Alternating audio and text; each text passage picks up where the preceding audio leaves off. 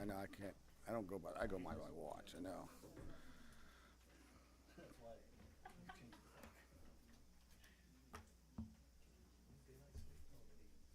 Yeah, it's.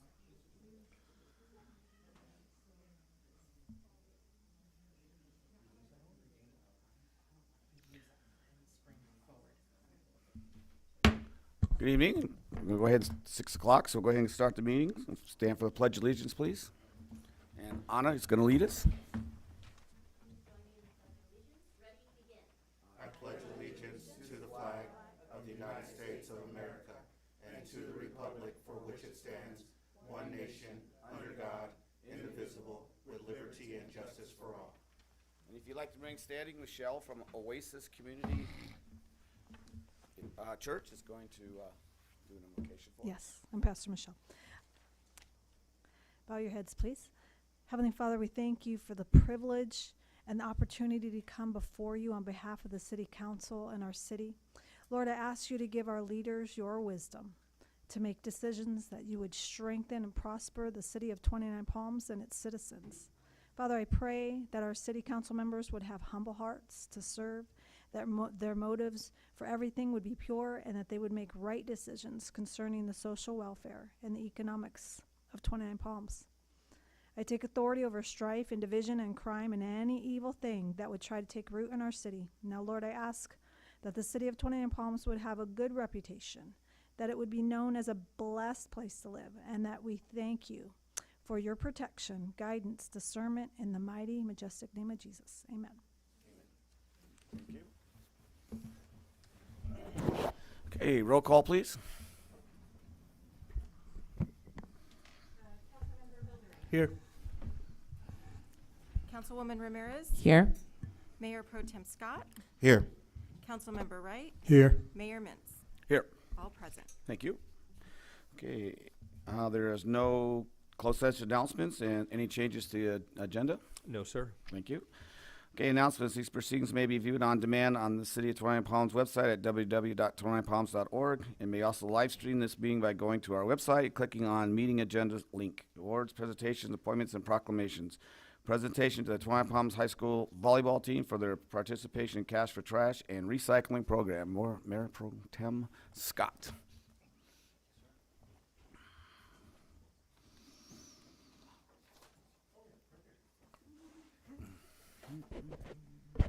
I just, on behalf of the City of 29 Palms and Burtech, we extend our gratitude for your community service in cleaning up trash and participating in the Cash for Trash program. We have one check from the City of 29 Palms and one check from Burtech to show our appreciation. Do you guys have any words for us? Don't be shy.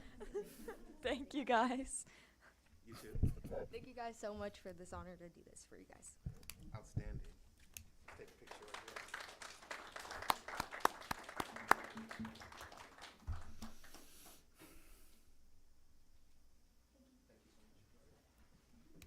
Thank you, ladies. We got Public Works is going to give us an update. Craig? Good evening, Mayor, Council. I want to start with a brief overview of our staffing, which most of you are familiar with. I'm going to focus tonight on the road department. But overall, Public Works staff is 5 park maintenance, 5 road maintenance, and 2 working managers. So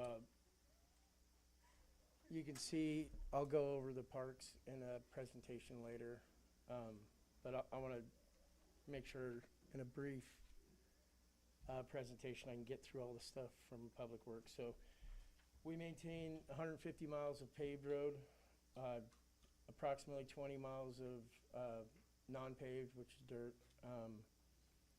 We maintain 14 plus buildings throughout the city, all our facilities, and that's not counting all our smaller things, facilities that we need to keep roofed and painted, and some of our sheds and stuff. But we oversee the bigger projects like roof jobs and replumbing and obviously the hardening of the lobby. So when it comes to public works departments, our plate's pretty full. And then comes storm recovery, as you know, in the last 2 years has been a very complex task that we've taken on.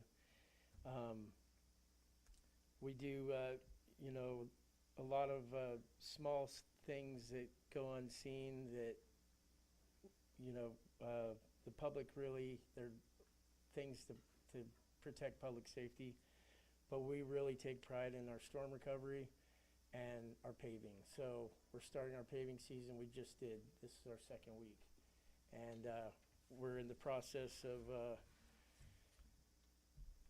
putting down from SB 1 funding, the RMRA funding, $787,500 worth of asphalt. So to put that in terms that people can understand, doing that in-house, Public Works is able to put down far more asphalt, pave far more roads than a contractor that pays prevailing wage, because we're already paid with our maintenance fund. So we get a lot more done for our dollar for the city. And then Measure I money, we supplement our paving season with the Measure I money, which is a considerable amount of money this year. It's $400,000, and we're doing chip sealing on a couple of our major arterial roads, Condor and Utah Trail, from the highway to the park.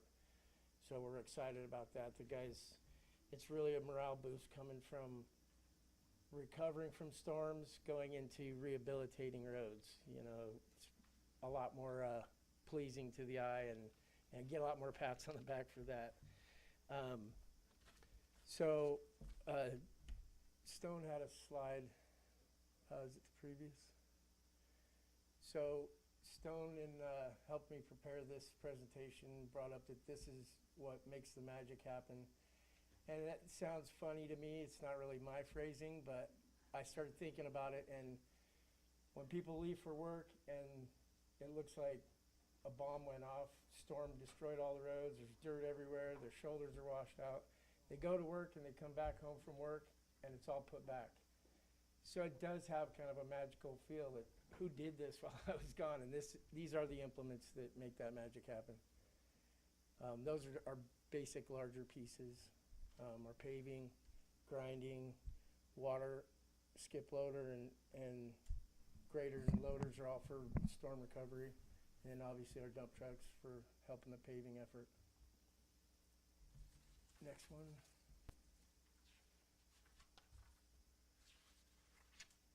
So, yeah, to put those dollar amounts in a more tangible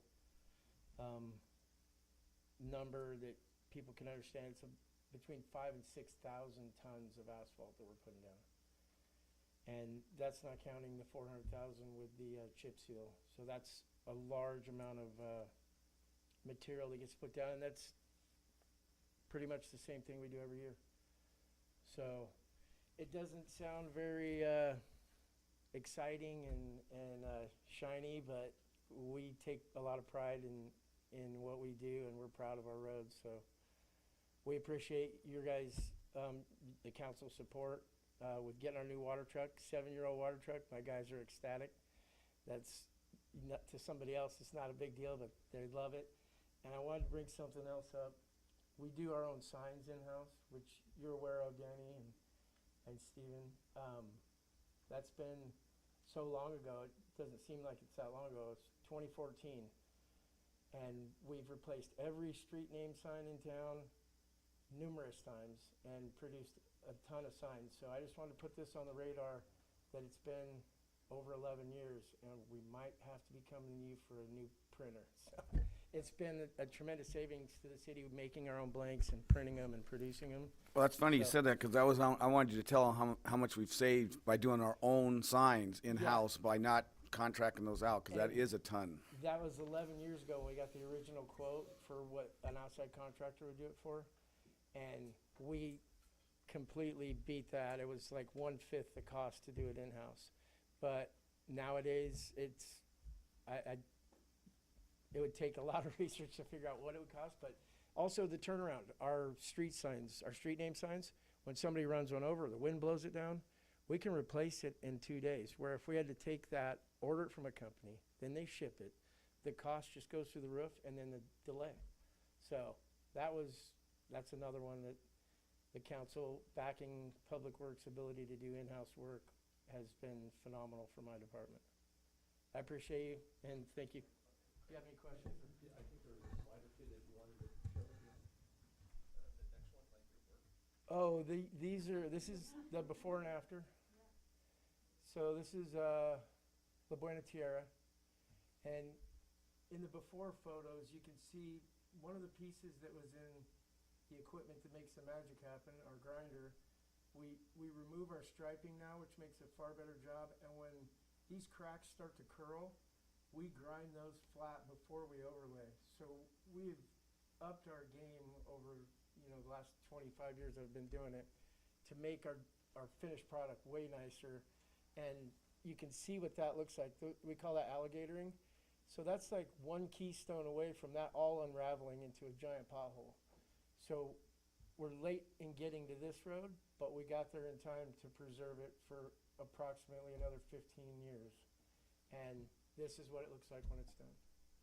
And that's 1.5 inches of asphalt overlaid on top of it with a machine.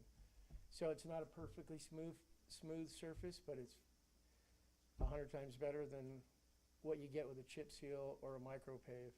They have to be put on a far better surface. So this is, it's hard to express how proud I am of what we're able to accomplish with council support and the funding that we get from the state.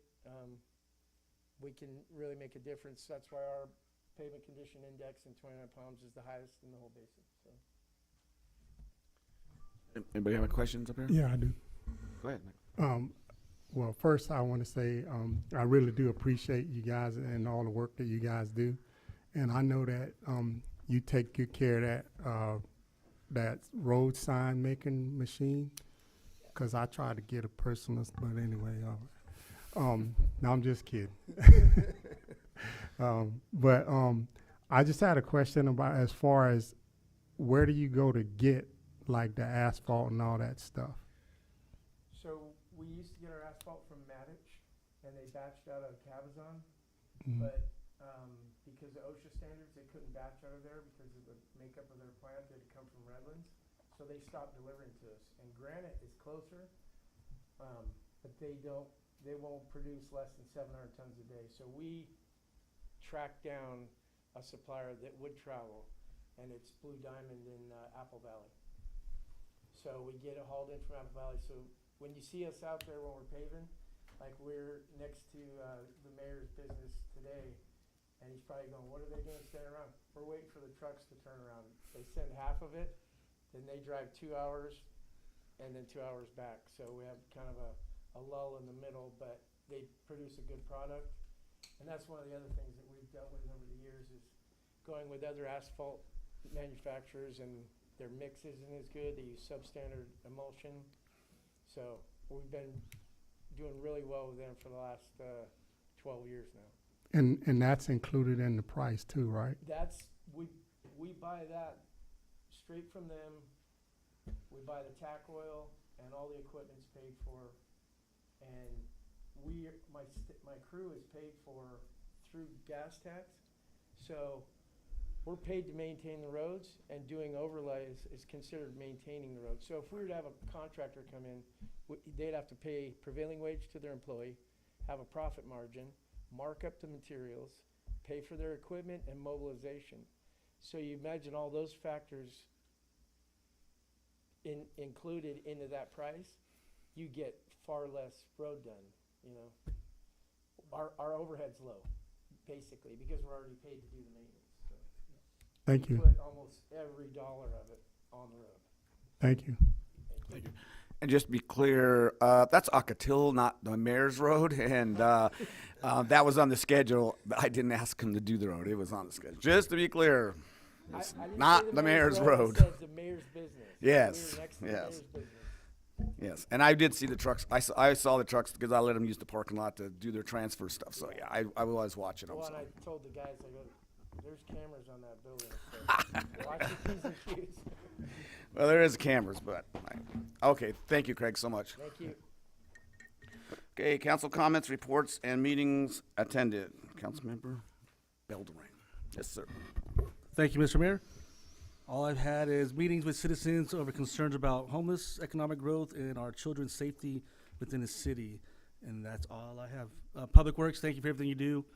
But that's all I have, Mr. Mayor. Thank you. Councilmember Ramirez. There we go. Hi, everybody. I attended the mayor's prayer breakfast today, and it was a really good time to see our ministerial association come together with as much of an impact as they have in our community. I also attended the San Bernardino County Office of Homeless Services East Valley Regional Steering Committee meeting, which is a really long acronym. I've asked many times to shorten it down, but unfortunately we haven't gotten there yet.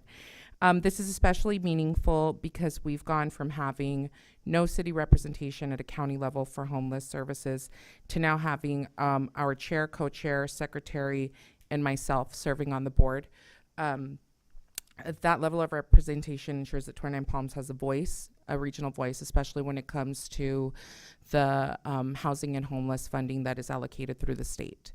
For the first time ever, I'm also happy to report that the city of 29 Palms has actually been invited and involved in organizing and serve as a host for the San Bernardino County Office of Homeless Services Homeless and Housing Summit. And so that's countywide.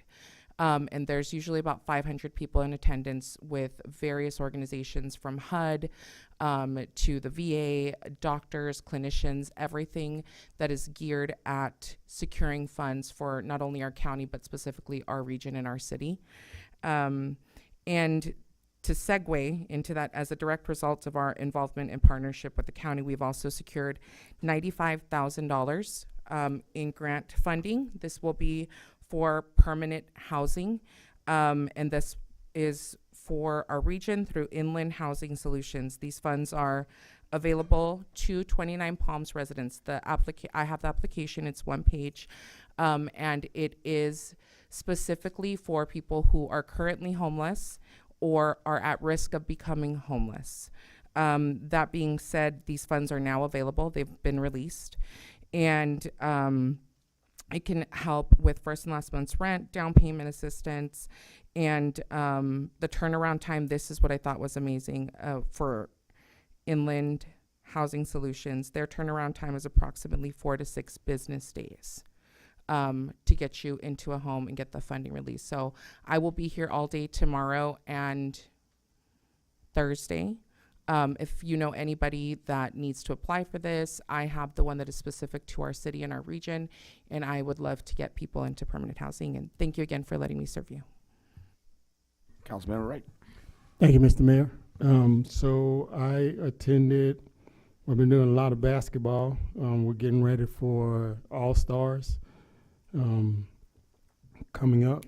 I also went to the farmer's market this weekend, and it was jam-packed, and I was so excited, and so that was great to see.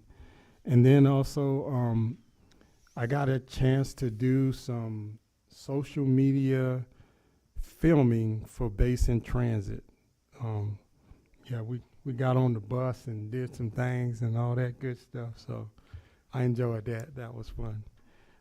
Went to the mayor's prayer breakfast, met with some constituents, and yeah, that's it. Thank you, Mr. Mayor. Thank you. Mayor Pro Tem Scott. Thank you, Mr. Mayor. I actually attended a fundraiser event for our animal shelter at the Booth House. It was in collaboration with the owners of that property, as well as our animal shelter staff. It was well attended. There were people that showed up out of state, and a lot of businesses helped to collaborate for that fundraiser as well, as like 29 Palms Beer Co. And so great job to our animal services staff and our businesses and our community for stepping up. And I also attended the mayor's prayer breakfast this morning as well. I thought it was a really beautiful prayer breakfast. Thank you. I forgot, I got my picture with the mayor too. So. Yes, he did. Oh, well, I parked cars up at Sky's Limit, and it still just overwhelms me. Even though the weather was a little cloudy, they still had over 160 people show up, and we had to turn away like probably 10 cars with another probably 25 people that would have went up there, and they had to cut the program a little short because the clouds just came in. But man, it's just phenomenal how many out-of-town folks come to that event. It's phenomenal. I went to the Mountain Desert Measure I meeting in Victorville, and again, they're really stressing that that we talk about what's getting paid for by Measure I, because it's that tax is coming up on the ballot again in 2026. Also turned around and went back on Monday to the MDAQ meeting. It was fairly informative about some of the things that are coming up, and I'll have a little more information for you next meeting, because that one's a big one. And then, of course, I attended my own mayor prayer breakfast, which I do appreciate everyone coming and all the nice, kind thoughts and that went on. So, and that's all I have. All right. You have to forgive my voice being rasped. I had a softball game today. I always lose my voice after a game. All matters listed under the consent calendar to be considered routine by the city council will be enacted by one motion in the form listed. Any item may be removed from the consent calendar and considered separately by the city council. The public will be given an opportunity to comment on the consent calendar item prior to the council action. Does anybody on the council want to pull an item? Seeing none. I do have a slip here for item number 5 from the public. Heather Drake.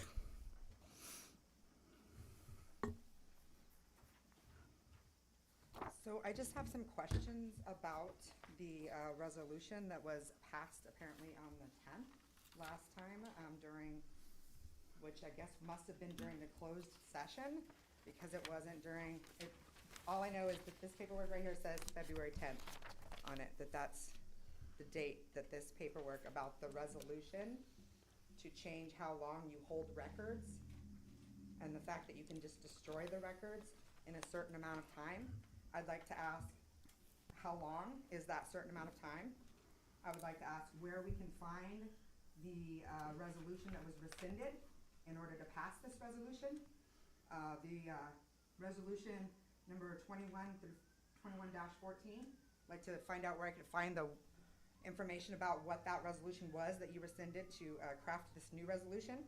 I would like to know whether it was passed during or discussed during the closed session. I would also like to know why, if it was closed during the closed session, why was it discussed under a threat to public services or facilities, which is what the closed session was for the 10th. So I just have some questions about when this resolution was discussed. Can you answer those questions because it's on the agenda, or is this a comment only section? No, this is, city manager, you'll have to. I'd be happy to Yeah, address your this one, concerns yes. during my city manager comments this evening. Okay. Okay. Okay. We will address that. One more. Yeah, that's it. Just want to know when that was passed, because it was not on the agenda. Okay. Thank you. Okay. Bring anybody else? No, I ain't got more slips. So bring back to council. Looking for a motion. I move the consent calendar. Second. Okay. I have a motion and a second. Any discussion? Hearing none. Roll call, please. Councilmember Bilderrain? Aye. Councilmember Ramirez? Aye. Mayor Pro Tem Scott? Aye. Councilmember Wright? Aye. Mayor Mintz? Aye. Approved 5-0. Thank you. Okay. Public hearing. I have none. Discussion and potential action items. Financial report. I was wondering where you were at. Sitting in the back. I know. Thank you, Mayor. Abigail Hernandez, our Public Finance Director, will handle these two items this evening. Good evening, Mr. Mayor, council members, members of this community. So tonight I have 3 presentations. I'll try to be brief, but I'm not gonna make any promises. Okay, so tonight I'll be presenting the city's mid-year update and the proposed general fund budget adjustments for fiscal year 25-26. The purpose of this update is to provide City Council, 29 Palms constituents, and city staff with an overview of the city's financial condition through mid-year. Next slide, please. In tonight's presentation, I'll be discussing the city's cash and investment balances as of December 2025, the financial results through February 11, 2026, the top revenue and expenditure adjustments for fiscal year 25-26, the projected reserves for the fiscal year, and a snapshot of the budget forecast for fiscal year 26-27. Next slide, please. As of December 31st, 2025, the city had a total of $19.8 million in cash and investment balances. To maximize the city's resources, as the city treasurer, I invest idle cash and investments approved under the city's investment policy. A total of $10 million has been invested in the local agency fund, or LAY for short, earning an average of 4.2% during the last quarter of 2025. $5.2 million has been spent in certificate of deposits, earning an average of 3.7% as of December 2025. And $1.3 million in U.S. Treasury bills, earning an average of 4% as of December 31st, 2025. The funds invested in LAIF are readily available, whereas the funds invested in CDs and U.S. Treasury bills have specified contract terms ranging from 1 to 5 years. Next slide, please. Through the second quarter of the fiscal year, the city has collected $7.8 million, or 52% of its estimated operating revenue. Through the same period, a total of $8 million, or 54% of the proposed operating budget has been spent. Next slide, please. This graph shows the percentage of revenues collected through February 11, 2026 by major revenue source. Property tax in lieu of vehicle license fees, sales tax, and TOT account for 53% of the total receipts collected through the first 7 months of the fiscal year. For the first 2 quarters of the fiscal year, July through December 2025, TOT increased by 7.4% compared to the same period last fiscal year.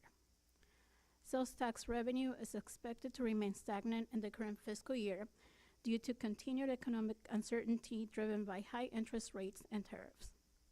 Other taxes and franchise fees are typically collected in the last quarter of the fiscal year. That's why you'll see a lower collection rate for these 2 revenue sources. Next slide, please. In years of year-to-date expenditures, all of the expenditures by department, as shown on this graph, are in line with expectations. As you can see, law enforcement services, which is the longer bar there, represent 43% of the city's total operating budget, and they are and will continue to be the highest cost for the city. Next slide, please. During the course of the fiscal year, city staff identified a total of $337,000 in revenue adjustments and $474,000 in expenditure and transfer out adjustments, which reduced the original projected surplus by $137,000. Next slide, please. In terms of revenue adjustments, property tax and property tax in lieu of vehicle license fees were adjusted downwards by $36,000 and $18,000 respectively, due to original estimates being higher than the revised projections provided by the county at the beginning of this year. The city's allocation share of the unitary 1% general tax levy for fiscal year 25-26 pursuant to AB 454 was adjusted upwards by $34,000. Investment yields, although slightly lower than the prior year, continue to generate favorable investment income for the city. Year-to-date investment income has already exceeded projections by $18,000. As such, the budget for investment income is going to be adjusted upwards by $80,000. The city receives funds through the Citizens Option for Public Safety, or COPS program. The funds are restricted for frontline law enforcement activities. These funds are allocated to cities, counties, and 5 police protection districts on a population basis. COPS funding for fiscal year 25-26 are projected to be $22,000 higher compared to the original estimates. Next slide, please. The city's net taxable assessed values for fiscal year 25-26 are projected to be 4.6% higher compared to the prior year. As you can see, this projections are relatively lower compared to the fiscal year 22-23 and 23-24 when property tax values were at 11.16% and 12% higher compared to the prior years. Next slide, please. This table shows the top expenditure adjustments for the fiscal year. We're proposing $255,000 for law enforcement services. As you recall, back in November 12 of 2025, the City Council approved a revised annual contract with the San Bernardino County Sheriff's Department to account for increases in wages and benefits. The revised contract cost was $255,000 compared to the originally approved budget. We're also asking for a $25,000 adjustment for supplies and materials needed to support community outreach efforts of the 1% sales tax measure initiative. $22,000 in legal fees to account for an increase in code enforcement case reviews, as well as legal guidance for homeless encampments due to changes in state and case laws. $21,000 in utilities due to higher electricity demand at various facilities, including cities, parks, and community center at Freedom Plaza. $15,000 for vehicle repairs. $7,000 to repair one of the EV charging stations at Freedom Plaza. $5,000 for water leak repairs at the community development building. A net reduction of $68,000 in salaries and benefits due to employee retirements and promotions, one-time longevity payments, and medical rate increases. A reduction of $41,000 in liability and property insurance costs due to rates being lower than originally projected. And a net reduction of $11,000 in the events budget, mainly due to the cancellation of the JT55 event and the cost increases for the Veterans Day event. A reduction of $10,000 for contract and consulting due to this expense already being accounted in another fund. Next slide, please. In terms of transfer out adjustments,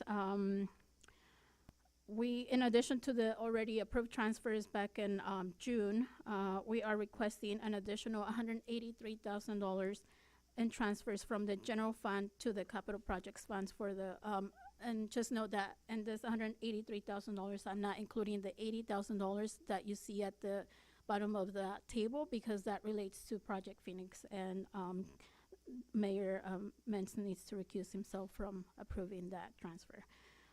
So the first transfer out that we're requesting is $100,300 for a community survey and consulting services associated with the feasibility and community outreach for the sales tax measure initiative.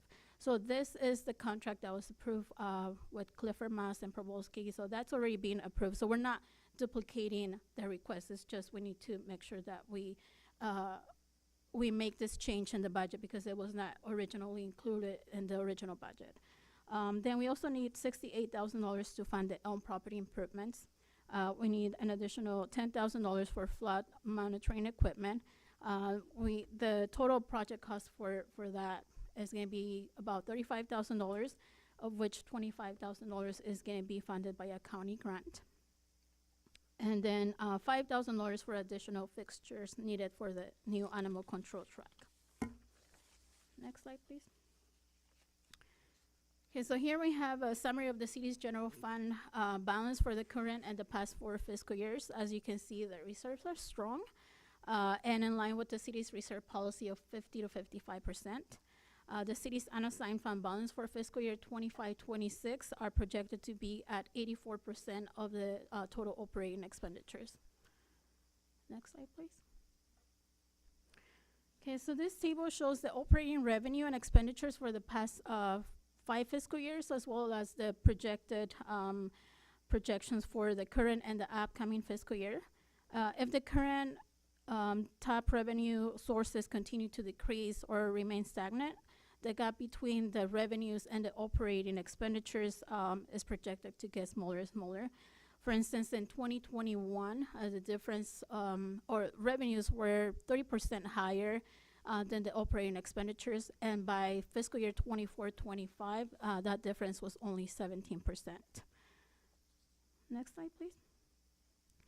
Staff is projecting a surplus of $296,000 for fiscal year 26-27, and that just basically includes a moderate increase in revenues and as well as 3% increase in salaries and 5% increase in the law enforcement contract services.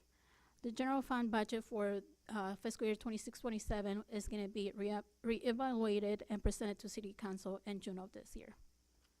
Next slide, please. In summary, the city's operating budget is performing well through mid-year. Cash and reserves are strong. Revenue and expenditures are within expectations. And the fiscal year budget for 25-26 budget will be balanced. Next slide, please. The recommendations for tonight are for City Council to review and approve the proposed general fund budget amendments for fiscal year 25-26 and approve the interfund transfers between the general fund and the capital projects funds in the amount of $183,300. Next slide. And open for any questions. Any questions from council? I just want to clarify one thing for everyone. The COPS fund, that's restricted funds from that's not from our budget, that's from the federal government, correct? No, yeah, those are restricted funds. So we receive them through the state, Right. but we cannot, We the can only city use them. cannot use them. Right. like, Okay, I just anything want really. anybody to think we were putting in more funds over there that was restricted, so. Right, I see that those funds continue to increase year over year, so I wish they would come to the city, but they Yes, don't. they would be nice. Yes. Okay. Okay. I don't have any slips for the public, so I guess we have no public comment. So I'll bring it back to council for a motion. I move that, what's the resolution number? And I'm sorry, for the transfers, can you please list all the transfers as you? Yes. Thank you. I move that we approve resolution number 2605, adopting the proposed general fund budget amendments for fiscal year 2025-26, and approve the intertransfer for fiscal year 2025-26 from the general fund to the capital projects. $103,000 for the community survey and consulting service for sales tax measure, $68,000 for the unfunded portion of the Elm property improvements, $10,000 for flood monitoring equipment, cameras, and $5,000 for fixtures needed for the new animal control truck. I second. Okay. I have a motion and a second. Councilmember Ramirez, Aye. Mayor Pro Tem Scott, Aye. Councilmember Wright, Aye. Councilmember Buildering, Aye. Mayor Mintz. All right. Approved 5-0. Thank you. All right. So we're going to number 7, financial report, fiscal year 2025-26, mid-year budget for the capital projects. Correct, thank you. Okay, so this basically is the same as my prior presentation, but this applies to the capital project funds and special revenue funds for fiscal year 25-26. Next slide, please. Special revenue funds are funds established by City Council or other agencies to collect money that must be used for a specified purpose or project. These funds provide an extra level of accountability and transparency to taxpayers and or ratepayers that their tax or fee dollars will go towards the intended purpose. Some of the city's special revenue funds include the CDBG fund, gas tax, Measure I, lighting and landscaping, the Public Access TV fund, and TBID. Capital Projects Fund account for the financial transactions used for the acquisition or construction of capital facilities and other capital-related projects. The successor agency accounts for the assets and liabilities transferred from the former 29 Palms Redevelopment Agency to the city as successor agency. A total of $374,000 in revenue and transfer and adjustments were proposed for this fiscal year, as well as $380,000 in expenditures and transfer out adjustments. Next slide, please. The revenue collected through these funds previously mentioned include tax revenue, grant fees, and other miscellaneous revenues. For fiscal year 25-26, we are projecting a total of $3 million in tax from the Road Maintenance and Rehabilitation Account Program, gas tax, and Measure I. We're also projecting to receive $9.9 million in grant revenue for various projects, including the Split Rock Bridge, Channel Trail, the Sullivan Bike Path. And however, due to the federal government shutdown, lead time for grant reimbursements has been longer than usual. We've seen now, it used to be 6 months, now it's increased to almost a year. So, there's really not much we can do about that. Fees collected through special revenue funds are projected to be at 757 and include impact fees, lighting and landscaping assessment fees, and TBIT fees. Next slide, please. The revenue collected through the road maintenance and rehab account program will fund the overlay of various streets throughout the city. As Craig mentioned, the city's gas tax allocation is projected to be $816,000, which will be spent on street repairs and maintenance within existing roadways. Gas tax funding cannot be used to widen or extend a road. Measure I funds, which are projected to be $530,000 for fiscal year 25-26, will be used for engineering and administration costs of various projects, including the Split Rock Bridge. Next slide, please. This table shows the history or the revenue collected through gas tax and the RMRA SB1 tax. For fiscal year 25-26, the RMRA SB1 is expected to increase by 3%, and gas tax is expected to increase by only 2%. Next slide, please. Okay, so these are the streets that are going to be overlaid during the fiscal year, and I believe Craig has been working on this project. A total of $788,000 is projected to be spent in this fiscal year from the RMRA SB1 funding. Next slide, please.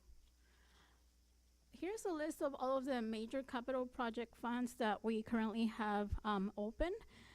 Some of these projects will roll into the next fiscal year if they don't get completed before the end of the current fiscal year.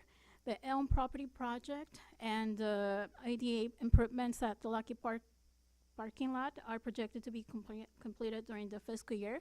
But as you can see, for some of these projects, we needed additional funding, hence the transfers request from the prior presentation. So I'm just happy to announce that the Home Key project, which has been a very long process, Christina knows, she's smiling because she has assisted through that process, is projected to be completed by March of this year. So we're just so happy that that's done, right? And let's see what next, please. So the recommendation for tonight, same thing, for City Council to review and approve the proposed special revenue funds and capital project funds budget adjustments for fiscal year 25-26, and approve the transfers. So it's basically the same transfers that we that you approved for the general fund, but it's basically just acceptance of those transfers from the general fund to the capital project funds. And that concludes my presentation. Okay. Any questions from council? Okay, I have no slips from the public, so we'll bring it back up here for a motion. Is it 06? Okay. I make a motion that we approve resolution number 2606, adopting the proposed capital projects fund and special revenue funds budget amended for fiscal year 2025-26. Approve inter-fund transfer from fiscal year 2025-26 to the capital projects funds from the general fund, $103,000 for community survey and consulting service for the sales tax measure, $68,000 for unfunded portion of Elm property improvements, $10,000 for flood monitoring equipment, cameras, and $5,000 for fixtures needed for the new animal control truck. Second. I have a motion to second. No more discussion. Roll call, please. Mayor Pro Tem Scott, Aye. Councilmember Wright, Aye. Councilmember Bilderrain, Aye. Councilwoman Ramirez, Aye. Mayor Mintz. Aye. Approved 5-0. Okay, item number 8 is a financial report. It has to do with the Project Phoenix funds for an enterprise sewer flood fund. So I obviously have to accuse myself. I'll be right outside.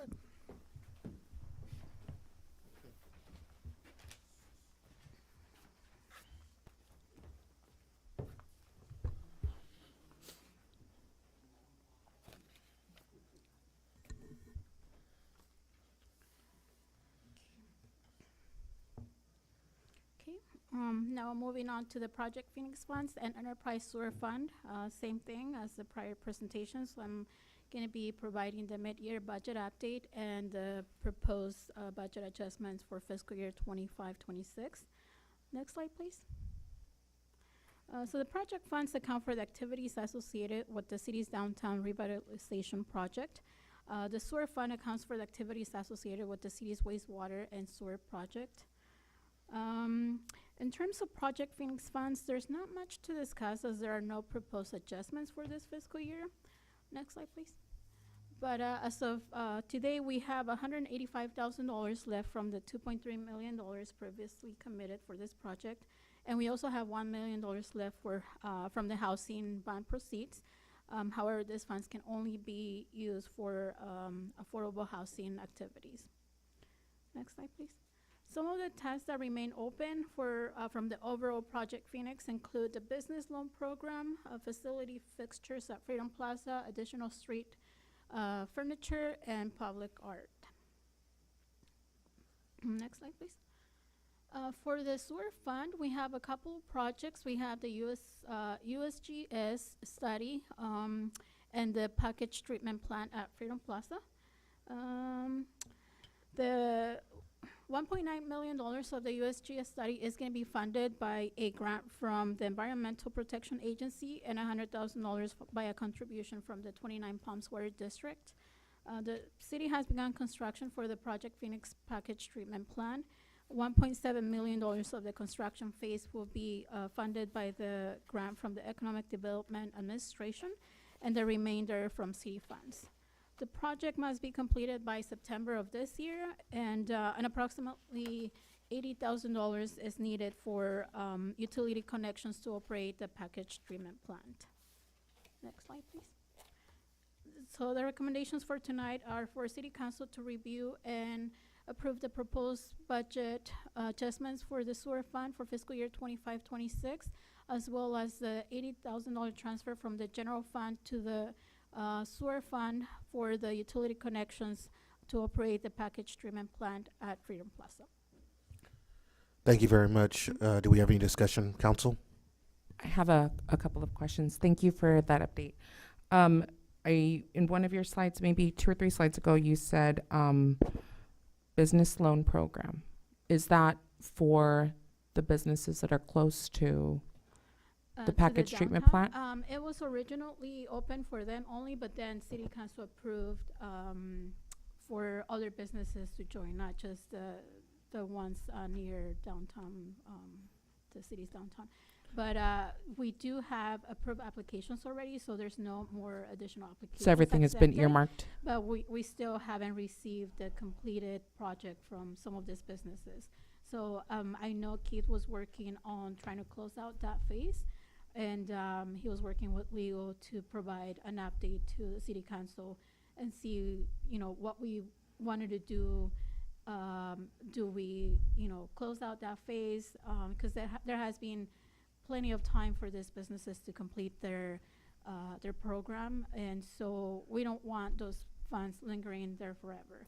So I know Keith is working with legal, and hopefully he'll provide an update on what we do next, because I do think that if we're not utilizing those funds, that they can be allocated for other funds that I know will be needing funding for. Okay. And then also we talked about the $1.1 million in housing bond funds. Last update I remember that we had at a city council meeting was that Millennium would not be moving forward. Is that correct? Correct. And we established through legal that their contract is over, correct? Correct. Okay. That's all. Thank you. Mm-hmm. Appreciate it, Abigail. Just to clarify, for that loan program, that was only for the exterior of the building, correct? Correct. No, correct. Yes. Okay, thank you. And then it was initially those businesses downtown, but we extended it all the way to Cienega, I think, maybe, on the east side. I'm not familiar to to all the businesses that were extended to, but I know it was extended, I think, to all the businesses within the city of All the 29 Palms. Yeah, That's why I was asking, but thank you, I appreciate it. We don't have any public comment, so we'll bring it back up here for a motion. Okay, I'll make, make a motion that City Council approve resolution number 2607, adopting the proposed project Phoenix Funds and Enterprise Sewer Fund budget amendment for fiscal year 2025-26. The City Council approved the 80,000 transfer from the general fund to the sewer fund for utility connections needed to operate Project Phoenix Package Treatment Plant. Second. Roll call. Councilmember Wright, Aye. Councilmember Builderain, Aye. Councilwoman Ramirez, Aye. Mayor Pro Tem Scott. Aye. Approved 4-0 and 1 abstain. Or, recused, sorry. Welcome back, Mr. Mayor.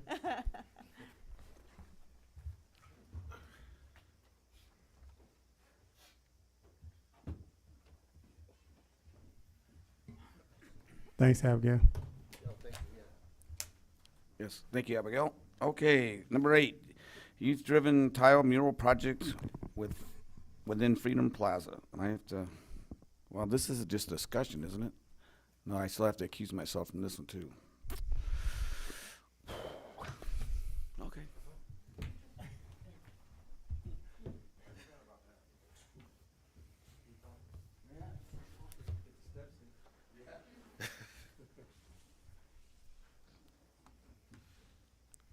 Good evening. Good evening, Mayor. Just to give a quick introduction, Ms. Rhonda. So, Mayor Pro Tem and Council, so this is a project that was developed last year when the previous Parks and Recreation Director was with the city. And it was an idea of how do we combine some children's art with something on Freedom Plaza. And so this evening, Ms. Rhonda here from Groundwork Arts is going to talk about the overall program, the vision, also the fact that there were 2 California Arts Council grants that have been granted. One was granted to the city, the other was granted to Groundworks and kind of their parent company that could be used, if this is something that the city council is interested in funding at least a portion of this public art. So with that, Ms. Rhonda. Thank you so much. Oops. Hello? Is it on? Hi. Okay.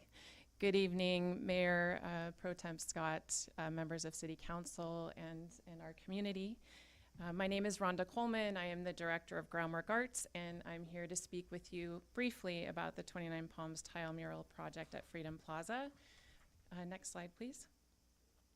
The initial conversation began in October of 2024 with the Public Arts Advisory Committee and also Parks and Rec with a follow-up in March of 2025. Groundwork Arts was approached about doing a tile mural project at Freedom Plaza with the intent of including children in the process, and with the funds earmarked with Project Phoenix. Next slide, please. Groundwork Arts is the primary art provider in all 11 MUSD elementary schools. We provide a core program integrated during the middle of the day, after school program, summer school program, art camps, and special projects. You may recall the signs that were on the Freedom Plaza about a year and a half ago. Again, we serve all 11 elementary schools, 132 classrooms. We have a staff of 20 artists, serve directly 3,200 students, and indirectly 7,000 from a digital perspective. Next slide, please. I wanted to assure you that this project would be in good hands. We have a lead staff. Myself, I am the director and the lead artist. I have 35 plus years in the arts as a director, a curator, public art consultant, cultural economic development specialist, and art historian. Melissa Sable is our designer and operations manager, also 25 years, director, graphic designer, placemaking. She's involved in the contracting and construction industry. We have Taylor Strazioso, who is here with us today, who is a ceramics artist, business owner, educator. Meg Shannon is our school liaison and admin, 25 years, former principal, educator, administrator, and Mary Evans, who is a teaching artist and administrator. So we have a full staff to ensure that this project goes as planned. Next slide, please. A brief project overview. This will not be your ordinary kids tile mural project. I know there has been some concern expressed about giving a kid a tile, slapping something on it, and putting up on a permanent wall that's for the city. This will be definitely a permanent ceramic mural at the city's civic heart. But the difference is that it's a collaborative community artwork. It will be shaped by many voices. It will be shaped by all the voices in our community. And it's not one artist. It is hundreds of artists who will be participating in it. And we hope that it will be a reflection of place belonging and community pride, and art that is accessible to everybody. Next slide, please. Brief timeline. We're on a tight schedule. It's super important. I'm just going to go through the timeline briefly, and then I'll go through each one. Community engagement, the costs that are involved, management, operations, administration, et cetera. So I wanted to list in detail, and there are more detailed budgets that accompany this as well. Next slide. One of the major concerns is that we must address prevailing wage compliance. The first one, of course, is that in the state of California, it is required that with any public art installation, even if you're painting on a wall, you are required to work with a licensed contractor, which this is relatively new in the last couple years. It used to be that we could go and paint on a wall. We could bring our kids, we could bring our artists, but we do need to work with a licensed and insured contractor, and I know that that is also something stipulated by the city of 29 Palms. Next, important is prevailing wage compliance. We are aware of that. The combined rate for a tile layer and tile finisher would be approximately $131. The worst case scenario with installing in approximately 100 square feet would be $6,000. Best case $4,000. Instead of doing, as you may have noted in the individual image, or the first image I should say, we're not doing traditional tiles. We will be laying it out on mesh ahead of time so that we are bringing it to the contractor to install on site, and that helps.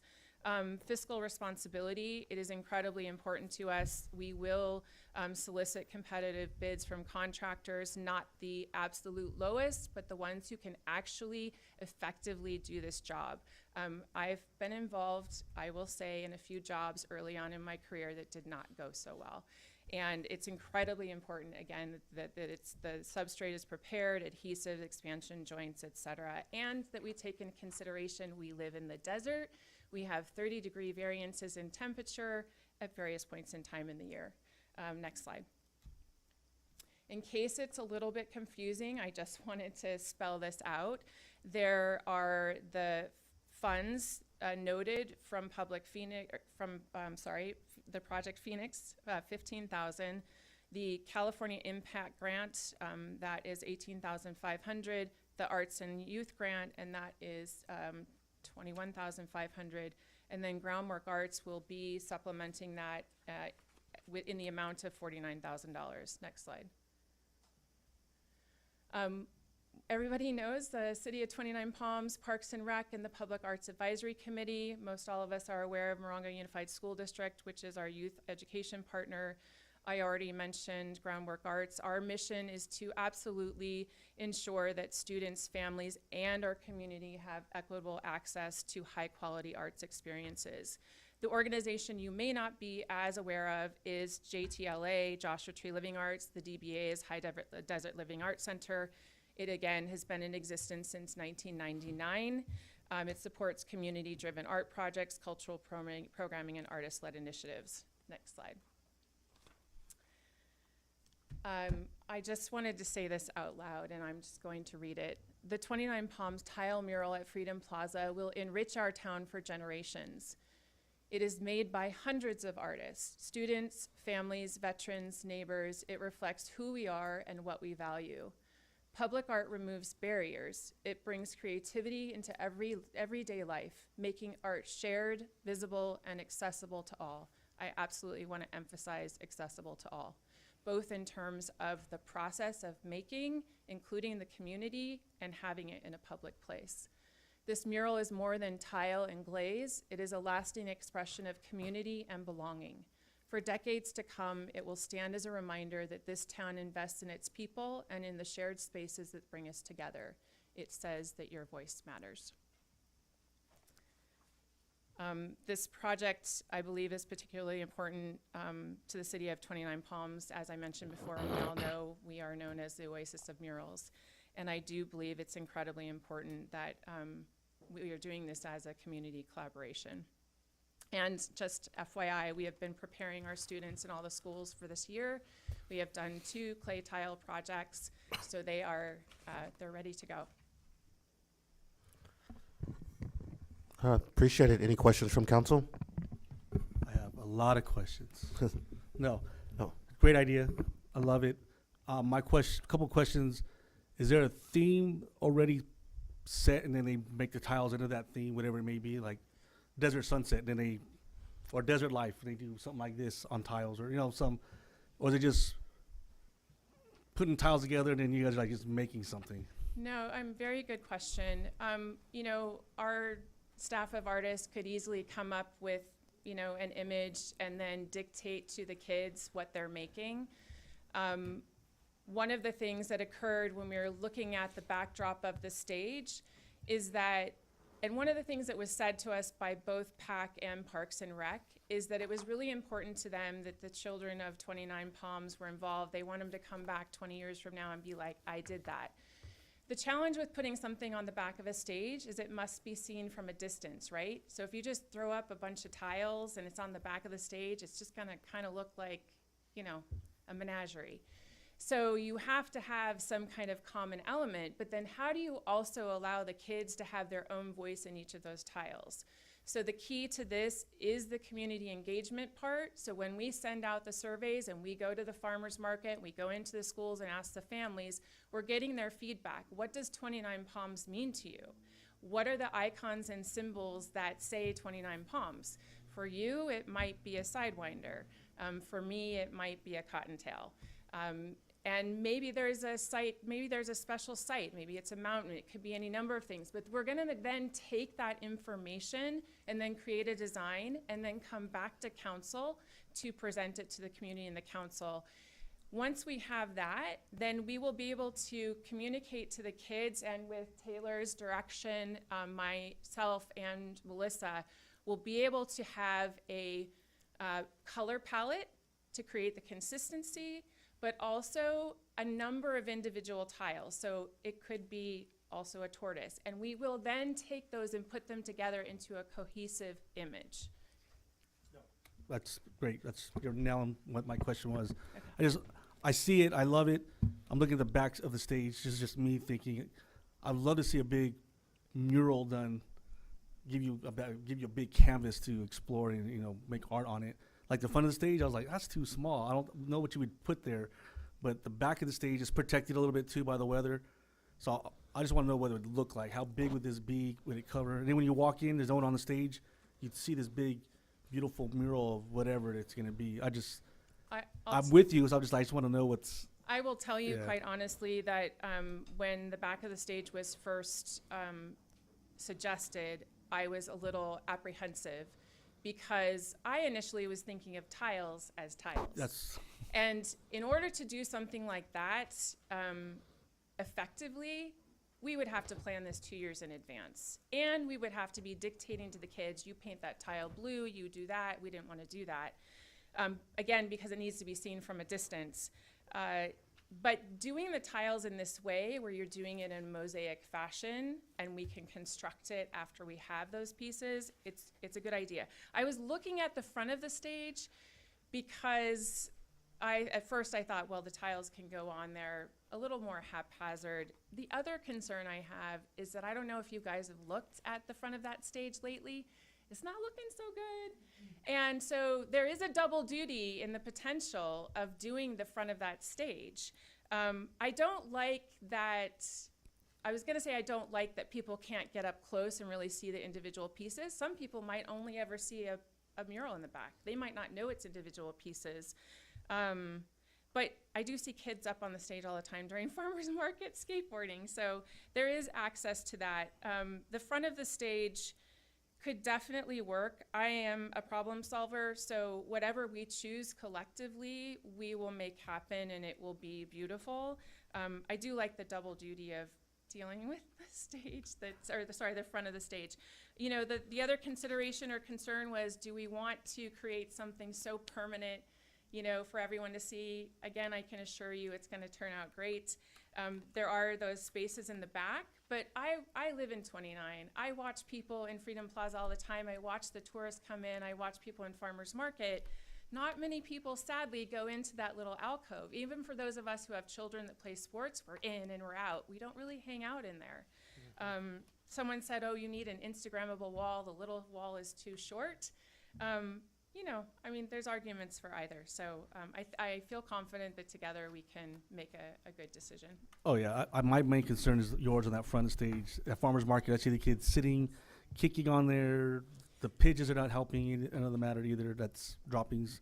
So no, thank you. One of the things I want to say in response to that is that tile, contrary, and you are using a high cone clay and glaze when you're firing it to make sure it can deal with the extensive outside elements. And I'll just say, I'm an art historian also. Tile is the thing that has held up the best over the course of history. So if you're going to do something, do tile. Paint, you're going to have to redo it every 7 to 8 years. Thank you. That's all I got. Hi. First and foremost, thank you for all the work you do in your community, in our community.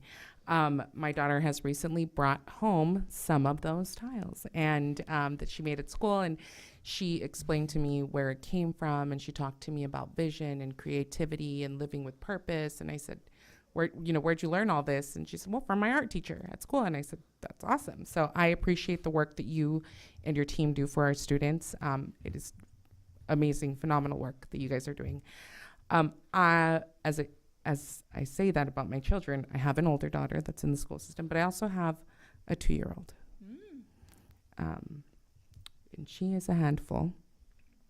And that's my main issue with the front stage of the wall, is that I know she's going to run there with, an ice cream or a popsicle and trip and fall. And now we have this on our art. I'm thinking like a mom a little bit. Sure. But I also like the idea of an Instagrammable something, because it aligns with our vision and our mission and our strategic plan of, promoting tourism and things of that nature. So, and then a few other things that I'm also thinking about is the Levitt Grant Foundation. Yes.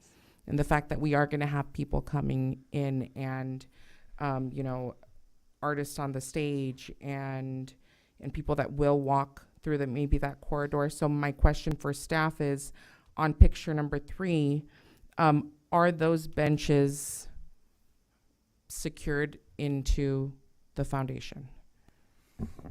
Yes, but they can be moved. And if those, now back to Ms. Rhonda, so if those benches do stay there, and again, I'm thinking like a millennial, but stay there, is it possible to do the artwork right above so that people could sit on those benches and do their Instagrammable post and pose and do whatever they need? Yes, absolutely. Because of the way that we've structured the mural, that it doesn't have to be edge to edge and perfectly square. And you saw maybe on the very first project overview picture, a few slides, maybe 5 slides back, that keep going there, that go to the very first page. Actually, it'll show you that this is on a larger wall. Oh no, it's not there. I'm so sorry. So yes, keep going. Yes, this one. So this is actually on a wall, and there's nothing below that. So in answer to your question, it could go above that seating area. My only concern about that wall is the texture of that wall versus the texture on the front of the stage and the texture that's currently existing. It's very flat in that inset and flat on the front. It's definitely doable. It just means that we have to look very carefully about the installation and preparing it in advance. And would there be probably more associated cost with the text? Okay. Yes, but I mean, as you know, I didn't put the contingency in there. I do have a contingency. I always assume, and I usually assume worst case scenario. So we know that we're gonna come across a few issues and we're gonna have to deal with them together, but I want us to make the best decision for our space. I appreciate you. Thank you, ma'am. Can you go back to the pictures, please? The location. I actually like the National Park Visitor Center wall, and the reason why is because that's already like it's a museum, and 3 million guests are coming in there every day. So if we're talking about an Instagram moment, that just seems like to be a perfect place right before they go inside the visitor center.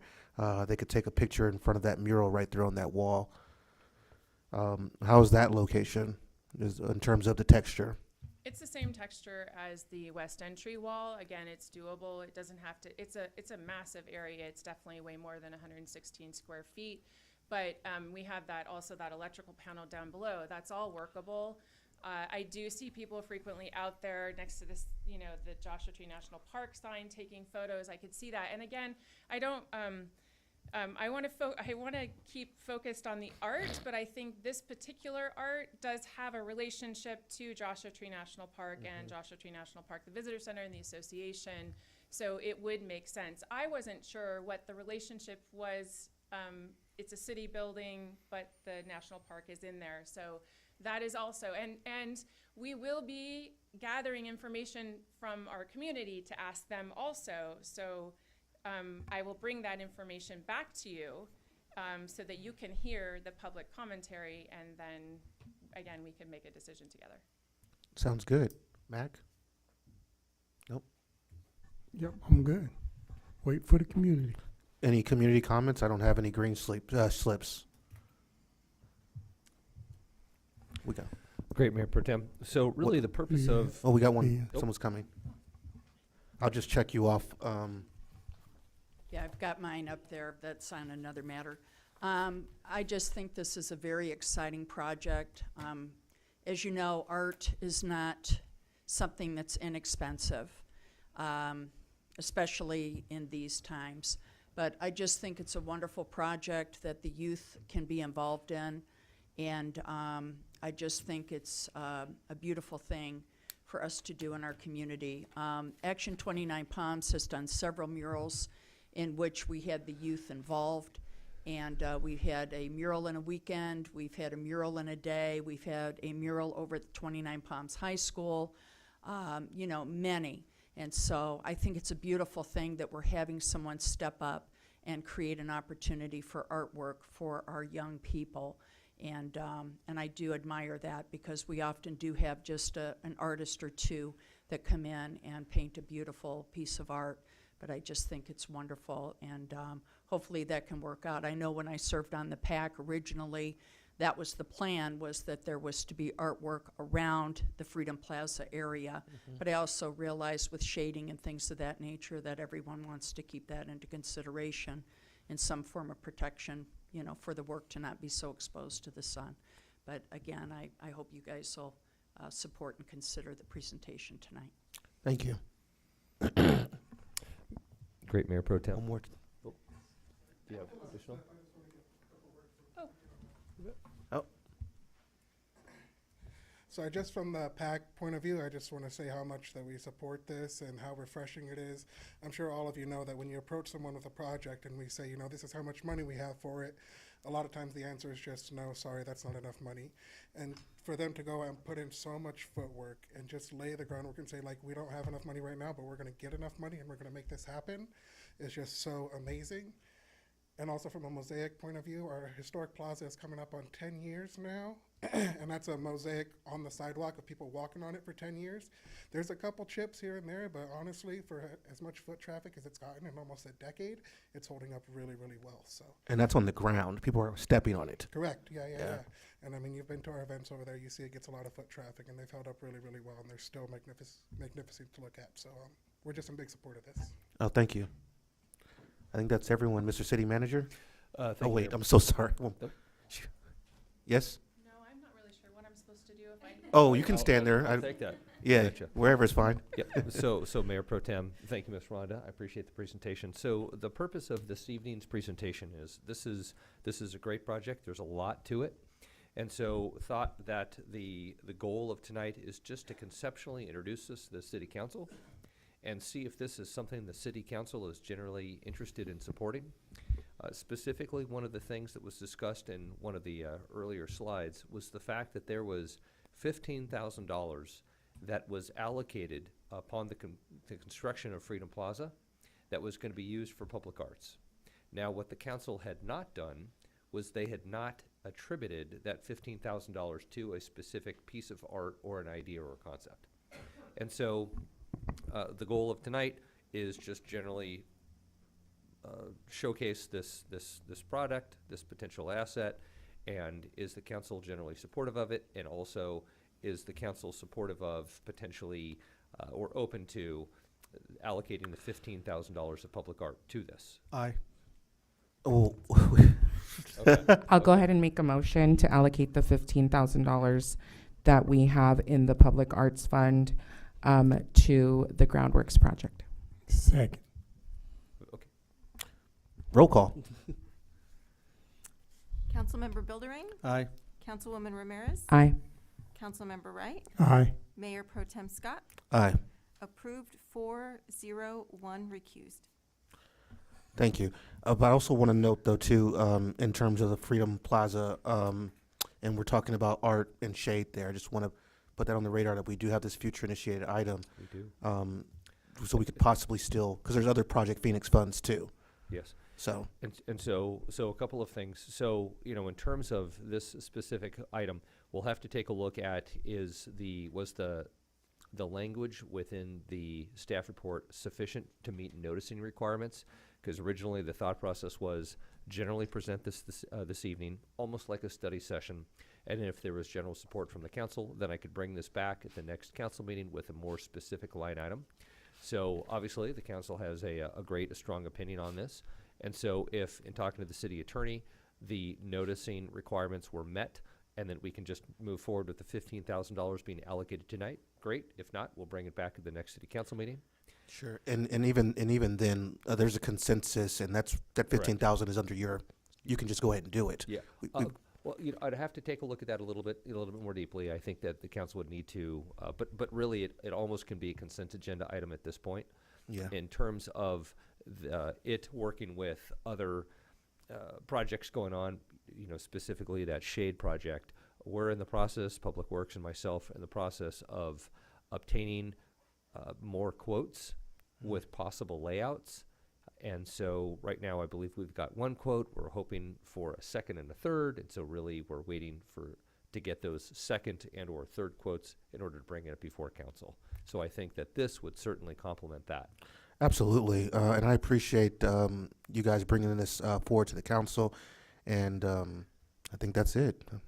Any You made your intent and interest clear, so this is very helpful. Yep, May I he's ask- back.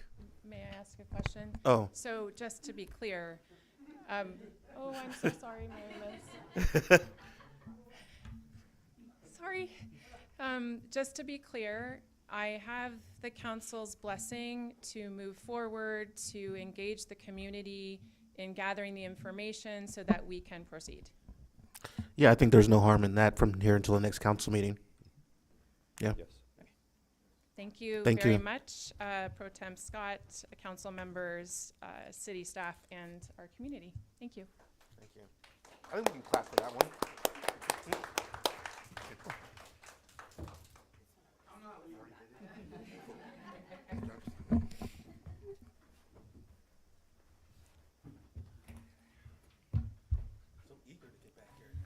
Well, I don't know. Okay. Future council initiated items or any, you have one, okay.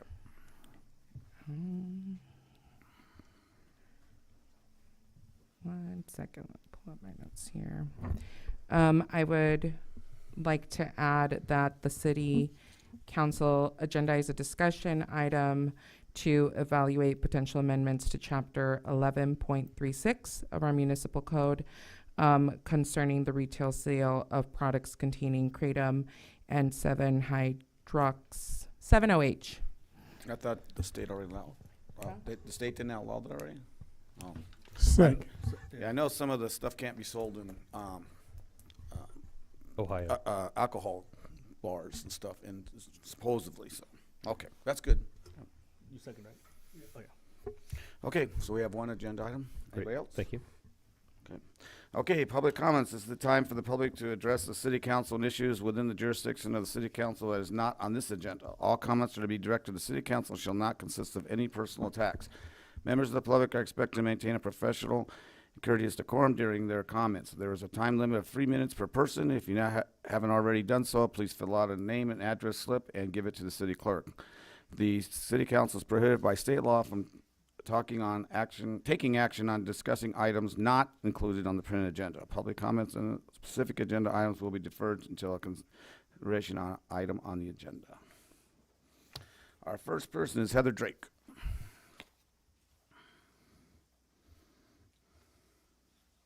So I'm here for the third time to ask the council to please get rid of the flock contract but really I'm here to share a few items. There was recently a poll in the High Desert Star about whether or not people in the Morongo Basin would like to have flock cameras or not. And I took screenshots of it throughout the week, and it was always at about 25% no, 65% yes. So I just like to present that as an indication of how the basin feels about these flock cameras. I would like to read a few comments from people. I have lived in 29 Palms for many years. We are a community that supports many different kinds of people and all different kinds of viewpoints. There is one thing that we can agree on. It's that we don't want those in power in the government spying on us without a warrant. We live in a free country, not a police state. These cameras are an attack on our ability to move freely in our community without government taking pictures of our faces and keeping a record of where we've been. Necklace, 29 Palms. I do not want cameras. I do want cameras. I do not want the flock company. It's a huge and corrupt waste of money. Install regular traffic cameras that feed to the station. Ben. I am deeply disturbed by our increasing number of flock cameras deployed across our city. The pervasive use of these surveillance devices is a significant violation of our privacy, leading to the storage of license plate data and countless individuals without consent. The concept that law enforcement can indiscriminately share this data across departments and state borders to track individuals is horrifying. The trade-off between enhancing police capabilities and sacrificing personal privacy is fundamentally unjust and deeply dystopian. I have lived here for over 15 years. I have over 15 years as a professional experience in information technology, including designing and securing large-scale data systems. From that perspective, flock camera networks are deeply concerning. They enable continuous population-wide tracking of vehicle movements, rely on a centralized third-party database, and normalize surveillance of non-suspect residents.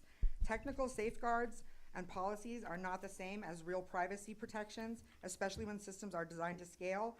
Our community should not accept invasive surveillance infrastructure that erodes privacy, creates long-term abuse risks, and treats everyone as a data point rather than a citizen. I would like to read one from a Marine. I did not serve my country for 20 years in the Marine Corps to live in a police state. Get rid of these spy cameras. Here's another. I firmly believe that flock cameras are the wrong choice for 29 Palms. Their abuses and misuses are becoming commonplace, and the data it collects is not secure. People of all economic, ethnic, political, and religious backgrounds come to 29 Palms not only to live in this beautiful desert, but to visit it and relax and spend tourist dollars that we need. No one feels relaxed when their every move is under surveillance. This will hurt our thriving arts and tourism scene, as well as target vulnerable community members. These cameras do not serve the interests of the residents or businesses of our unique and diverse home, and we want them out of 29 Palms. Is that the timer? It's different. Okay. Oh, okay. It was different. Okay. Victor Lewis.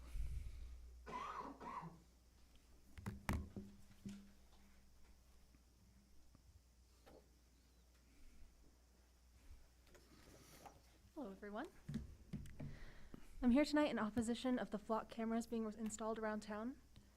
I don't really have anything new to say on this subject, but I still thought that I should come up here and join the many voices trying to remind you of our community's values.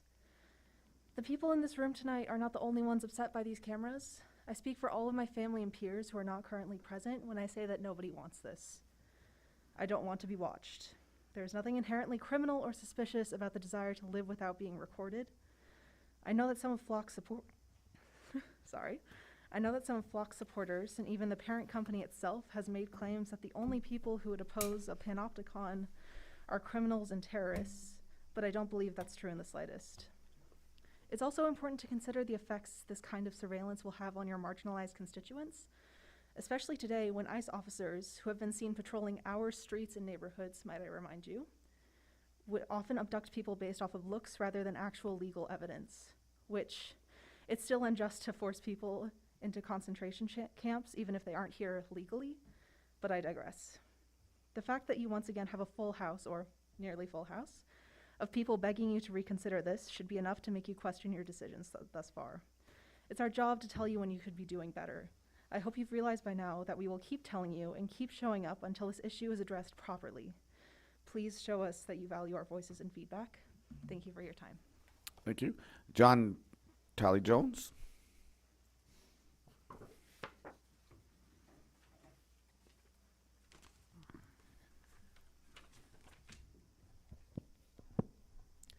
Good evening, City Council members, Mayor Pro Tem. I want to briefly discuss a letter, a copy of which was sent to me and that you may have already received, from the California Department of Housing and Community Development, dated February 20th. It regards the Upland General Plan amendment and rezoning that you approved last year amid some controversy. The letter states that certain requirements of the Housing Crisis Act, also known as SB 330, were not followed, specifically in regard to possible improper rezoning, leading to the loss of residential capacity. Housing is a pressing issue, one that comes up regularly before the council. In its zeal to approve the Upland Resort, the letter suggests that the council has conceivably made our housing situation worse. The letter goes on to demand compliance with state law and requests a written response by March 20th. It furthermore states that if there is indeed a violation of state law, the department may notify the California Office of the Attorney General. I hope the city will abide by the Department of Housing and Community Development's demands, and I furthermore hope that the city will in the future pay more attention and respect to its own general plan's recommendations on changes to zoning. Thank you very much. Thank you. Jeff Johnson.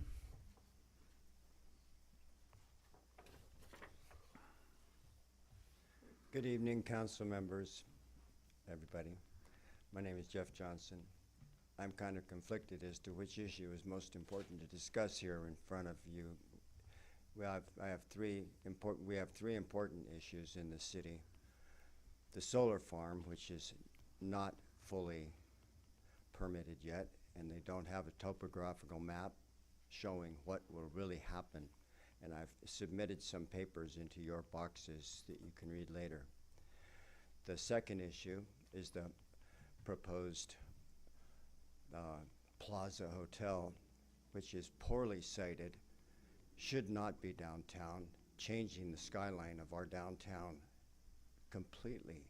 It would overshadow everything in our city and overshadow our plaza, which we're trying to make family and community friendly.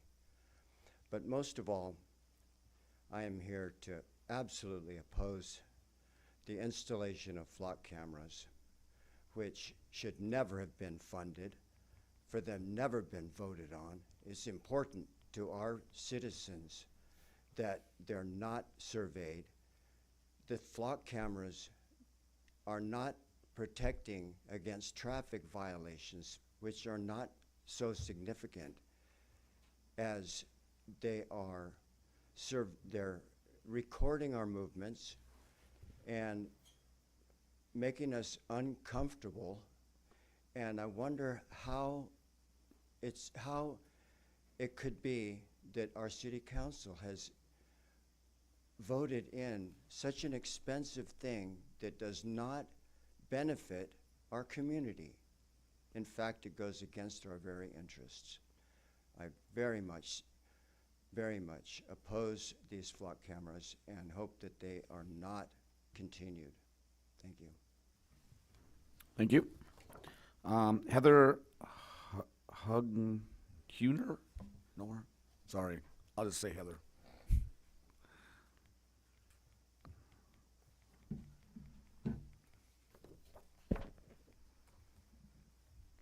Notes from a city council meeting, February 10th, 2026. Every time you ignore us, you remind us why going through the proper channels is always required by people who know it won't work. Every time you ignore us, you remind us of our place sitting across the aisle, literally below you, requiring a perfect green data collection form to speak our opinions into the universe for 3 minutes max. Every time you ignore us, we lose respect for the whole system, a system of unequal people where only the people free enough to stand and speak can do so, while others without the privilege of time and access remain hungry, unheard, and unseen. Every time you ignore us, we wonder why we keep choosing this path, but we know you want us too tired to continue. We know how the system works, because the system has been in place long before anyone in this room existed. So we fight for our rights. Sounds ridiculous, doesn't it? Fighting for our rights, like earning a living, as if we weren't born whole on a planet that freely provides all that we'll ever need. But the rulers chose competition over cooperation. They chose judgment over compassion and spectacle over truth, so here we are. And in true American fashion, our rights come and go every 2 to 4 years. The reality show never ends. We fight for freedom nonstop, the only way that we know how, because occasionally the people remind us little successes are possible if you happen to have anyone with a conscience sitting up behind the power desk. And while a city council member may still have a heart, I've yet to know a politician that wasn't spoiled by the time they made it to higher office. Because the ladder is tall, deals must be made, and toes must be stepped on, because that is the system. Though I address this council tonight as my community requested against the direct and obvious harms of AI surveillance and planet-eating data centers, I ask everyone in this room to zoom way out. We all inherited the conditioning that this is normal. Having to beg the powers that be is normal. That debt, poverty, race, policing, constant surveillance is all justified and normal. All because we couldn't share. All because the ownership class needed to protect what they decided was theirs, and thereby creating debt, poverty, race, policing, and surveillance. They're the ones we beg. Imagine what we could do if we take our energy back and reorganize with well-being at the center of our economic policy. Humanity has existed over 300,000 years. Around only 400 years ago, certain people stopped sharing, created money and debt, built hierarchies and organized religion, fomented endless wars to dominate land and resources, tortured the planet, and made us forget our inherent worth. Our survival today depends on us healing from all of this collective trauma, remembering who we once were, when leadership was natural and ladders didn't exist, and when ignoring others wasn't an option. Every time you ignore us, you let us know that you don't see yourselves in us. But we're fighting for your rights too. Fight is all we have left. I ask you to prove me wrong tonight. Don't ignore us again. Please put our requests on the agenda. All power to the people. Thank you. Gretchen Grutt.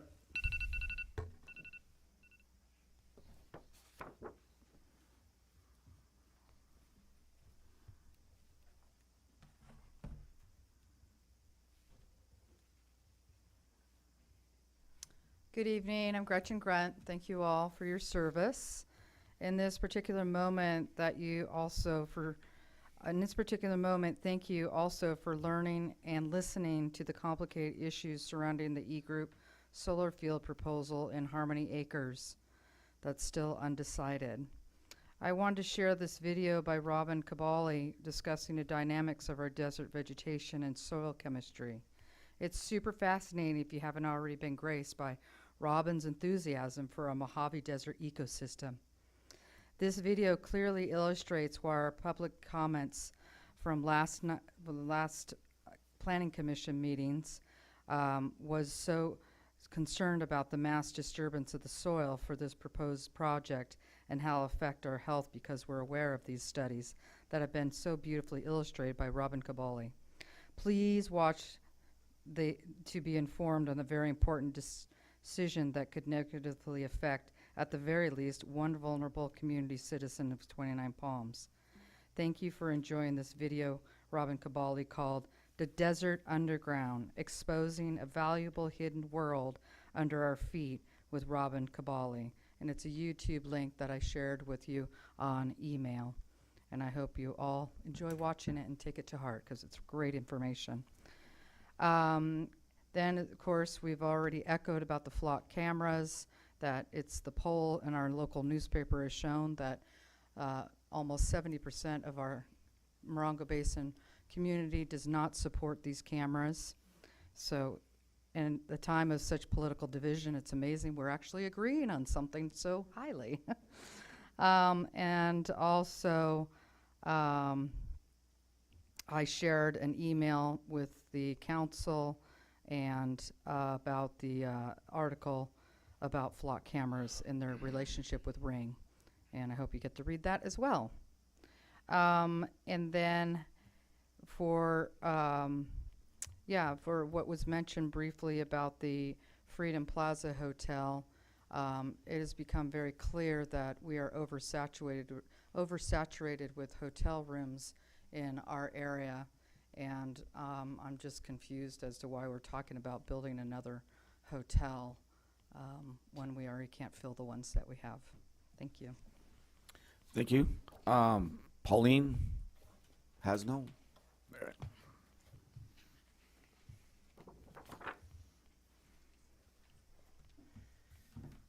Hi, I'm Pauline Pisano. I want to open with a quote by Thich Nhat Hanh. Because we are alive, everything is possible. And because we are alive, we can change our minds.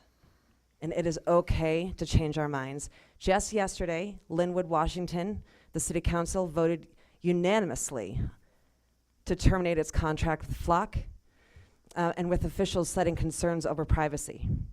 We also know that Flagstaff, Arizona changed its mind. Eugene, Oregon changed its mind.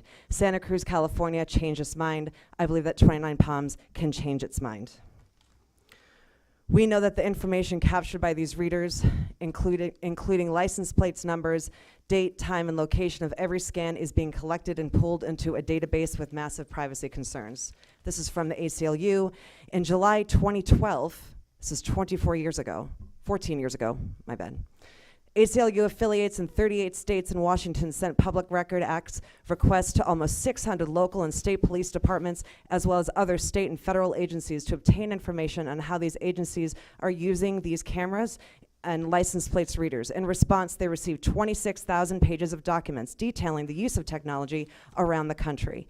And the documents, in their words, paint a startling picture of a technology deployed with too few rules that is becoming a tool for mass routine location tracking and surveillance.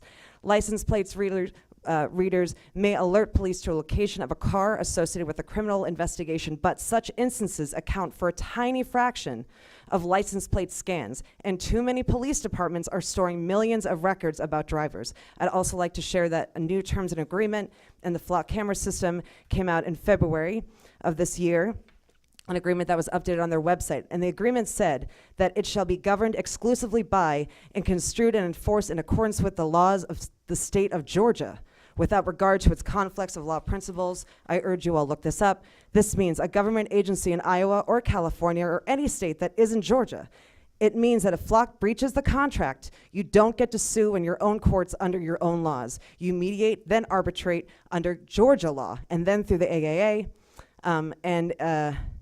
This clause is a click-through terms that can override these requirements. That is open to question, but a city's attorney should be answering before any order is formed and consent to agenda, not after.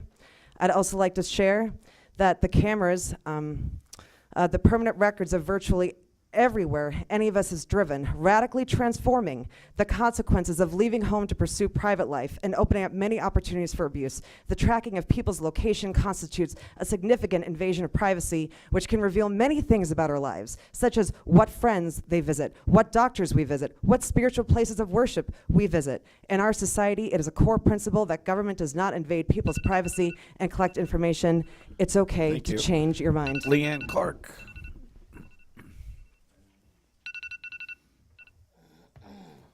Thank you, Mayor and council members. On behalf of the 29 Palms Ministerial Association, we want to thank you all for attending this morning's Mayor's Prayer Breakfast. We especially want to thank Mayor Mintz and his wife, and of course serving as the keynote speaker. And of course we had Councilmember Ramirez bring her little children today too. So we just want to thank all of our council as well as our city manager for coming out and being a part of this, as well as all of our topic speakers and the hospitality teams of First Assembly of God Church and First Baptist Church. And we also want to thank Pastor Amy Miranda, her husband David, and the congregation of First Assembly of God for allowing us the opportunity of meeting in their new Youth Activity Center. And again, you know, that's what we're here about, is about our future. And so it's exciting about the presentation tonight, as well as what Pastor Amy and her ministry is able to do for our youth. And so again, we just want to thank you all for coming today. And also we want to remind everyone that the emergency preparedness meeting will be held by Zoom on March 19th at 8 a.m. and that you can contact our city manager, Stone James, or myself regarding this. Again, we do want to be prepared here in the city of 29 Palms. We also will be hosting a Good Friday service on April 3rd from noon to 1 at Gospel Fellowship Christian Center Church. Our offering recipient will be Reach Out Morongo Basin. As you know, we collect an offering and donate to our local nonprofits. And that will be followed by the Easter Sunrise service on April 5th at 6 a.m. at Freedom Plaza, the stage area. Offering recipient will be Arch.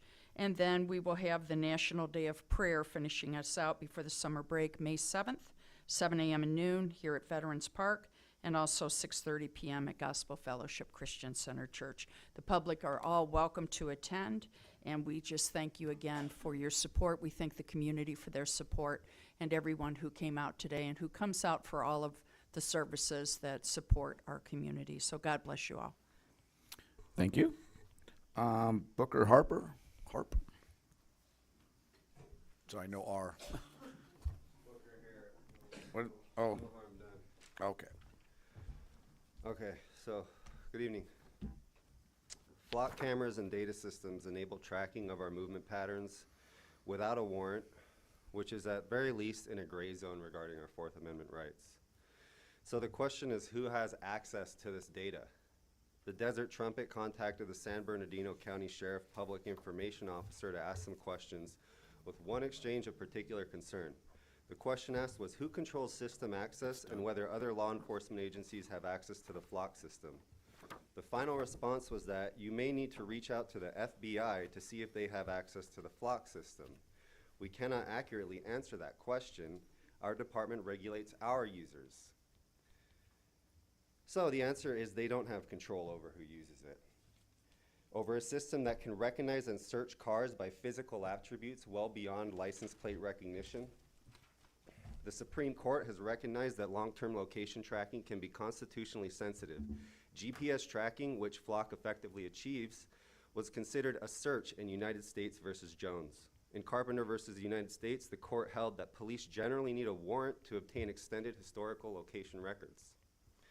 This system offers a surveillance power that can very easily be used to malevolent and unconstitutional purposes, unless if you can prove that the proper checks and balances are in place to ensure the safe and constitutional use of the Flock camera system, which I've already established you cannot, as per the statement by the San Bernardino County Sheriff PIO, then we have a moral obligation to immediately put a halt to installation, cancel the contract, and remove the cameras. This is not a confusing issue. Many political issues are, but this isn't one of them. The powers that be have been making it clear for years that when they can get away with something without asking permission, They will, and flock cameras provide a surveillance power that extends far beyond our constitutional rights, and all we can do is hope that they make the right decisions, which is absolute foolishness, obviously. We will not stop fighting this. We will win, and whether or not you stood up to protect our rights will be remembered. In California, Santa Cruz and Los Altos Hills have already terminated the contracts and removed the cameras, and Richmond and Mountain View have turned off their cameras after discovering the data had become searchable via a national search setting for Richmond, and after discovering an unauthorized access, Mountain View. There are also multiple accounts of police officials using the searchable system for their own personal goals, like stalking. So it's pretty obvious what we have to do here. And I don't know why it got to this point in the first place. It's really questionable, but let's change our minds and let's stop it, because eventually that's what's going to happen, and you guys will be remembered for what happens. Okay, Elliot Beasley.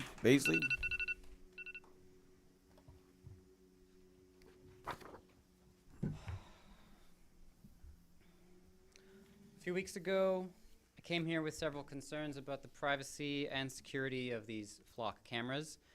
I figured this council was unaware of these risks back then when you approved the system, and I was hoping you would add it to the next agenda for a proper discussion about terminating the contract after I brought it to your attention. By now, you've heard from several community members saying they're afraid of this system. Over 570 residents so far have signed a petition to cancel this contract because it makes us feel less safe. You've had a few weeks to read and digest the numerous news articles written on the subject, and you all remain silent. So at this point, I have to assume you don't care about these risks, and you like living under Big Brother surveillance. If I'm wrong, please let me know. Maybe you trust this company when they say that access is tightly controlled and can only be used by authorized people. The Flock company provides audit logs for accountability, showing how many searches are being run by each officer, and these include timestamps and reasons, and these are public records, so I've read them, and they show some interesting trends. One thing that stands out, in San Bernardino County, 5 officers of the San Bernardino Sheriff are running searches 24 hours a day. Now, I know these sheriffs are probably dedicated public servants, but I don't believe any of them are working 24 hours a day. So who is running these searches, surveilling people? Does that seem strange to any of you? The most likely explanation is that they've shared their password with someone else, maybe another officer, maybe an ICE agent, or maybe it was stolen by a hacker. We really don't know. But I would encourage you to please make a motion, add this to the next agenda, so we can have a proper discussion, get the community involved, and you can hear, how many people who live here actually want this system. Thank you. Thank you. All right, city manager update. Thank you, Mayor. Let me just pull up my notes.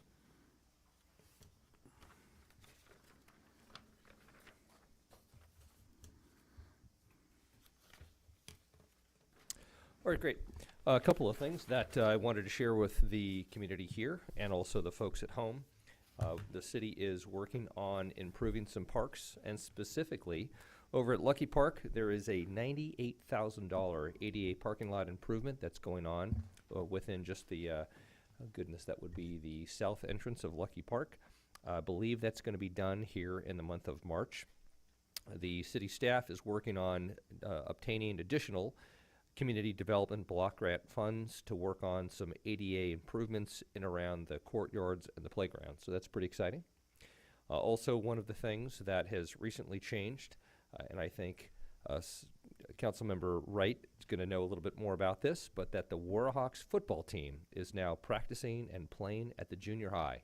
And so that's pretty exciting. That is going to improve the ease and an overall access that families and family members have to not only take their kids to practice, but also attend games. And so that's an exciting new improvement. Historically, it had been up on the base. And sometimes there's limitations on who can go on the base.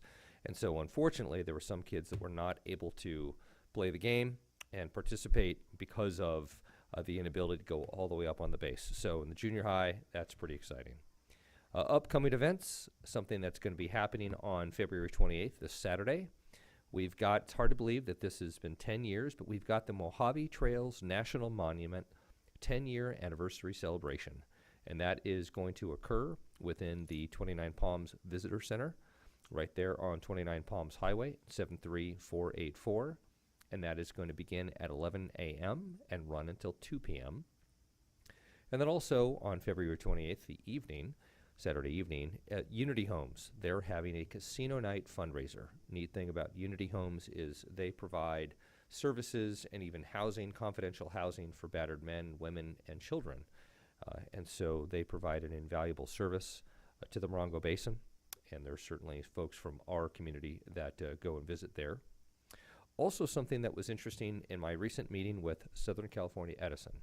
So power stability has been an issue really all throughout the Edison lines here lately, and some of the proactive power shutoffs. I think it's called the PSPS.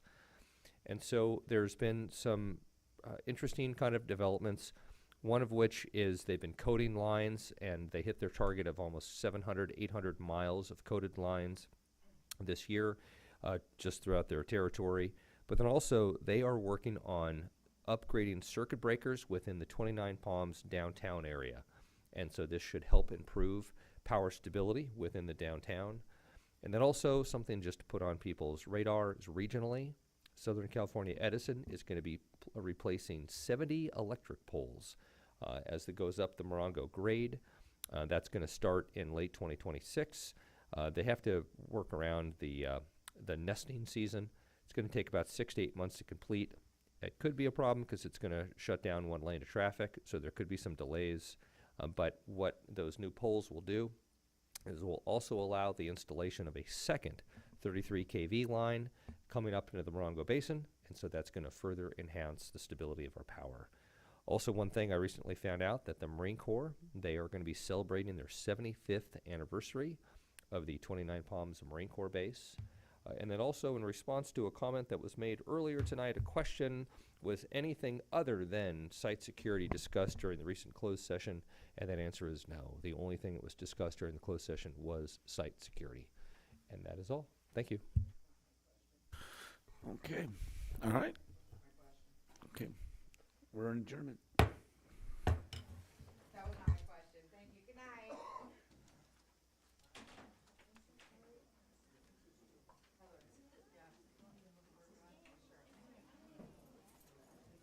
I'm gonna ask it again, over and over again. I know you're super busy and stuff. It's been a long day, so.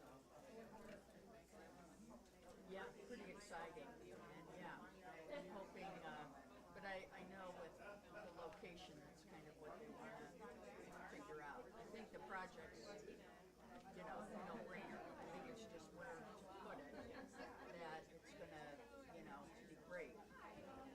If they do it at the visitor, or not at the visitor center, but where the Joshua Tree Park is, probably would be good because it's on a north wall. It doesn't get as much sun. So, those are things you kind of have to think about, with public art as to where it's positioned.